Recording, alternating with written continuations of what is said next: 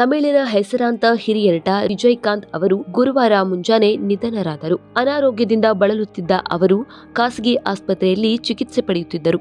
ದೇಶೀಯ ಮುರ್ಪೊಕ್ಕು ದ್ರಾವಿಡ ಕಳಗಂ ಪಕ್ಷ ಎಂಬ ಸ್ಥಾಪಿಸಿ ರಾಜಕಾರಣಿಯಾಗಿ ಕೂಡ ಗುರುತಿಸಿಕೊಂಡಿದ್ದರು. ನಟ, ನಿರ್ಮಾಪಕ, ನಿರ್ದೇಶಕರಾಗಿ ತಮ್ಮದೇ ಆದ ಛಾಪು ಮೂಡಿಸಿದ್ದ ನಟ ವಿಜಯಕಾಂತ್ ಚಲನಚಿತ್ರೋದ್ಯಮದಿಂದ ಕ್ಯಾಪ್ಟನ್ ಎಂದು ಕರೆಯಲ್ಪಡುತ್ತಿದ್ದರು. ವಿಜಯಕಾಂತ್ ನಟನೆಯ 100ನೇ ಚಿತ್ರ ಕ್ಯಾಪ್ಟನ್ ಪ್ರಭಾಕರನ್ ಅದು ಸೂಪರ್ ಹಿಟ್ ಆದ ಬಳಿಕ ವಿಜಯಕಾಂತ್ ಅವರನ್ನು ಅಭಿಮಾನಿಗಳು ಮತ್ತು ಚಿತ್ರರಂಗದವರು ಕ್ಯಾಪ್ಟನ್ ಎಂದೇ ಕರೆಯುತ್ತಿದ್ದರು. ಇನಿಕ್ಕುಂ ಇಹೆಲಾ ಚಿತ್ರದ ಮೂಲಕ ತೆರೆಗೆ ಪದಾರ್ಪಣೆ ಮಾಡಿದ್ದರು. ಈ ಚಿತ್ರದಲ್ಲಿ ನಿರ್ದೇಶಕರು ತಮ್ಮ ಮೂಲ ಹೆಸರನ್ನ ವಿಜಯರಾಜ್ ಇಂದ ವಿಜಯಕಾಂತ್ ಎಂದು ಬದಲಾಯಿಸಿದ್ದರು. ಮೈಬಣ್ಣ ಕಪ್ಪಾಗಿದ್ದ ಕಾರಣಕ್ಕೆ ಮೊದಲು ಅವರಿಗೆ ನಾಯಕ ನಟನ ಪಾತ್ರ ಸಿಕ್ಕಿರಲಿಲ್ಲ.